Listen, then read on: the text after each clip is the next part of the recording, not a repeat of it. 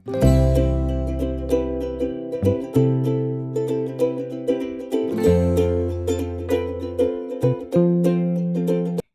যদি চাপকে নিয়ন্ত্রণ করতে না পারেন, তাহলে চাপ আপনাকে নিয়ন্ত্রণ করবে। হ্যালো এভরিওয়ান, আসসালামু আলাইকুম। সবাই কেমন আছেন? যে যেখান থেকে আমার এই ভিডিও দেখছেন, আশা করি আল্লাহর রহমতে সবাই সুস্থ আছেন এবং ভালো আছেন।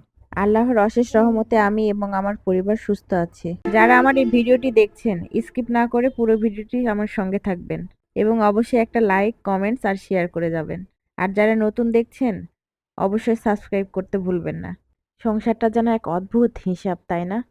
যেখানে সব দায়িত্ব পালন করতে করতে নিজের দায়িত্বটাই যেন ভুলে যায়।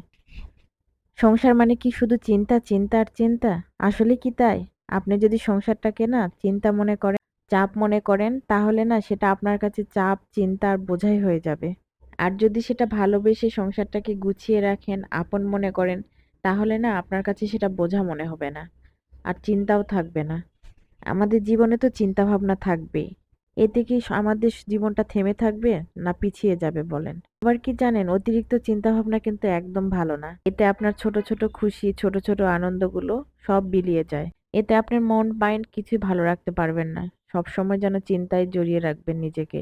এইজন্য সবকিছু চিন্তা থেকে দূর করে নিজেকে মুভ অন করার চেষ্টা করবেন। যারা নতুন আপু আছেন, যাদের বিয়ে হয়নি বা যারা বিয়ের কথা নিয়ে ভাবছেন, তারা হয়তোবা একটু বেশি ভাবেন। তারা সংসারটা কি করে গোছাবো, কিভাবে কি করব এসব নিয়ে একটু বেশি চিন্তা করেন। আসলে এটা সব মেয়েরই করে। এটা নিয়ে আসলে ভাবার কিছু নেই। ১ম আমারও মনে হতো যে আমি সংসারটা কিভাবে গুছিয়ে নিব, বাচ্চা কিভাবে মানুষ করব। কিন্তু দেখেন আলহামদুলিল্লাহ এখন সবকিছু ঠিকমতো করতে পারছি। আসলে বেশি চিন্তা না আমাদের আসলে ধ্বংসই করে। জীবনটাকে জীবনের মতো চালিয়ে যেতে দিন। দেখবেন যে একসময় সব ঠিকমতো সবকিছু সোজাভাবে চলছে। কিভাবে জীবনটা এগিয়ে যাবে তার জীবনের মতো থাকতে দিন। আজ সকালে আমি সবজি আর রুটি রান্না করছিলাম। এখানে সিদ্ধ আটার রুটি আর আমি মিক্সড সবজি বানাইছিলাম। যেহেতু আমি দুপুরে তেমন কিছু রান্না করব না, তাই মনে করলাম সবজিটাই হয়ে যাবে। আর বাচ্চারা যে শুধু সবজি খাবে তাও তো না, এই জন্য আবার সাথে একটু ডিম ভুনা করছিলাম। সিদ্ধ ডিম এভাবে ভুনা করার চেয়ে আমার মনে হয় যে এভাবে যদি ভুনা করি তাহলে একটু বেশি ভালো লাগে। আর এটাতে সিদ্ধ সিদ্ধ ভাবটাও থেকে যায়। আর বাচ্চারাও খেতে ভালোবাসে। আজ বাবুর স্কুলে ক্লাস পার্টি ছিল, তাই বাবুকে আবার রেডি করাই দিলাম। ওর বাবা আবার জুতাটা পরে ঠিক করে দিচ্ছিল। তো বাবা ছেলে স্কুলে দিয়ে ওর বাবা আবার অফিসে চলে যাবে। এই জন্য আমরা আবার মা মেয়ে নাস্তা করে একটু পর আবার বাবুকে নিতে যাচ্ছিলাম। আর যেহেতু আজকে বাবুর ক্লাস পার্টি, সেহেতু আমি আবার ভাবলাম যে সবাই তো আসবে, তাহলে মেয়েকে একটু সাজুগুজু করিয়ে নিয়ে যাই। আর আমার মেয়ে তো সাজুগুজু করার ওস্তাদ। আসলে তা বলাটা ভুল। আসলে মেয়েরা তো মায়ের জাত। মেয়েরা তো মায়ের দেখে দেখে শিখে, তাই না? আমিও সাজুগুজু করতে অনেক পছন্দ করি। এই জন্য আমার মেয়েটা ঠিক আমার মতোই হয়েছে। যাই হোক, বাবুর জন্য আবার কিছু খাবার টাবার নিয়ে আমি আবার স্কুলে চলে আসলাম।